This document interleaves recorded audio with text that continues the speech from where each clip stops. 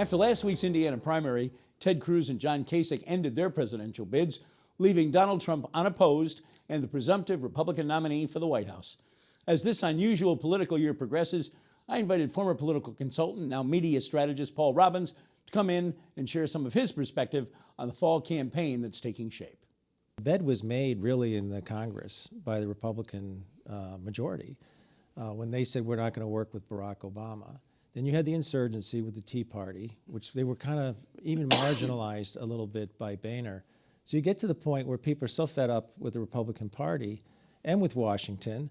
So every time, folks say they're not going to vote for him or we have to stop him, it reinforces the narrative that he's the outsider. And so, he's there. There's no stopping him now. Now the general election's on. But it's a, cautionary tale for how you run a party, I can tell you that. There is certainly a school of thought out there now growing. Democrats, I think, are kind of whispering it to themselves at this point, but saying, I think Trump is going to be in so much trouble, so far out there, turning off so many of his Republican establishment base, not the folks who become his primary base, that this is it. Hillary wins for sure.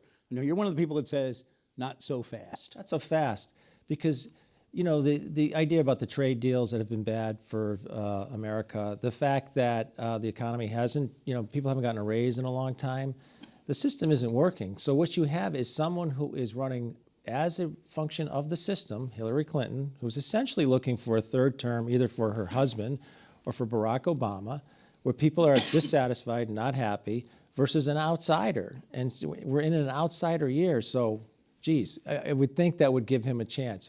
So you have a classic outsider, insider. I would be afraid. I'd be very afraid if I'm working in Hillary Clinton's campaign right now. The Clinton campaign has up, I think it's only up on the web at this point, but I'm sure it'll go broadcast at some point later on, where it's basically clips of Donald Trump, this campaign and throughout the years, contradicting himself all over the place, saying some really horrendous things. They've pulled stuff from a Howard Stern, I think it was a local TV show in New Jersey, like 10 or 15 years ago, where Stern basically says something to him about, do you respect women? And Trump gets this really leery grin and says, nah, I don't respect women. This thing is brutal. I mean, my jaw dropped when I saw this on one of the cable networks. Yeah. Wow, what a campaign we're heading into. Yeah, you're focusing in on the thing that I think is his real Achilles heel, which is women voters. So when that stuff gets dredged up, and we're never going to see it in Massachusetts, but it's going to be drilling down into Cleveland and Cincinnati and Ohio and places in Wisconsin and maybe Florida, where those past comments have hurt him. The other comments where he's flipped on, I think are irrelevant to people. I think they give him a pass that, well, yeah, so he's not really going to do that. If you look at the focus groups that people have done in national media about his support, they kind of give him a pass that, he's not going to actually do that, but he's going to shake up the system. And so you have Hillary Clinton, who's basically saying, I'm the most competent person to run the system because of my resume, and Trump, who's saying, let's blow up the system. The danger for her is people, why would you want, you can make the case if you're Trump, why do you want the most proficient manager of a system that's completely failed people? And she can't leave that space now. She can't say, I'm going to be a change agent. It's too late. So that's the danger that she has. And but you're right. I think the things that have to do with his previous statements, particularly towards women, will be hurtful. The other things I think people will give him a pass on. I got to go back. I just keep going back, and it keeps building this mountain of comment from establishment Republicans. And I get what you're saying about the folks who are voting for Trump are not establishment Republicans. They're independents. They're Reagan Democrats, what we used to call Reagan Democrats. They're disaffected Tea Party Republicans. And yet, if he doesn't get that chunk of the Republican Party that is the establishment, that has been there through thick and thin, saw a quote, Boston Globe, from, I believe the gentleman's the New Hampshire Republican National Committeeman. And he said, I'm worried Donald Trump can gaff us into a nuclear war. He said, I can't believe I'll vote for her, maybe I will, but I really don't think Hillary Clinton will ever do that.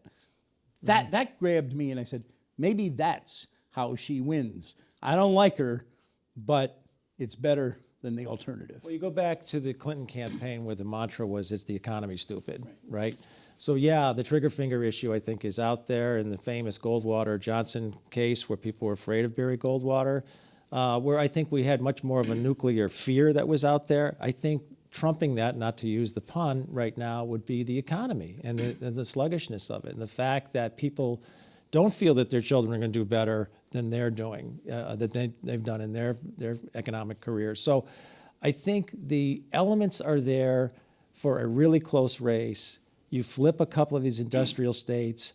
Who cares that the insiders don't like you, Mr. Trump? It kind of reinforces the narrative. It drives up the vote in the suburban and rural areas of these industrial states. And if you have a large turnout with that, white males, let's say, who, former union or union, who're sick of the, the economy as it is, and you have an underperformance by African Americans, because let's face it, they're not going to come out for Hillary like they did for Obama. Then you have this kind of perfect storm that could create a real competitive race and possibly a victory path. What about the Latino vote? Go back a couple election cycles, and that's one of the things the Republicans said we got to focus on. We got to come up with some comprehensive, fair immigration policy. That didn't work. Marco Rubio did his darndest, and he just couldn't pull it off and put it together. Clearly, Donald Trump then compounded the problem by everything he's said and done.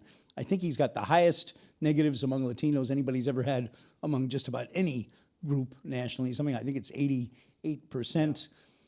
He's got to have, Republicans say they need 20 to 22% of the Latino vote, it's figured, to win a national election. Yeah. I think that's high, but yeah, so you wow. look at that, but if you reduce it to a series of local elections, statewide elections, and so where do those Latino votes hurt? Okay, so Colorado, New Mexico, probably, which tilted over to the Democrats because of Latino votes, to some degree Virginia. But if you win back North Carolina and you win these Rust Belt states, then it's not as harmful. So it may be a new dynamic. I heard David Axelrod say, this is a new experiment. Let's try the experiment. The old logic is if you can't get X amount of Latinos, you can't win. The new logic is you can overwhelm that potentially with disaffected white voters in these Rust Belt states, which is a whole new narrative. So I think the rules are different now. I'm not sure that number actually works. And again, it's a series of local elections in a handful of states, some of which could flip to Trump, and then it's maybe not as damaging to him. all the time we have, believe it or not. Didn't even touch on the Democrats. We'll have to have you back. Do that another time. Sure. Paul Robbins, always good to see you, sir. Thanks for coming in. Thank you. Thanks, sir.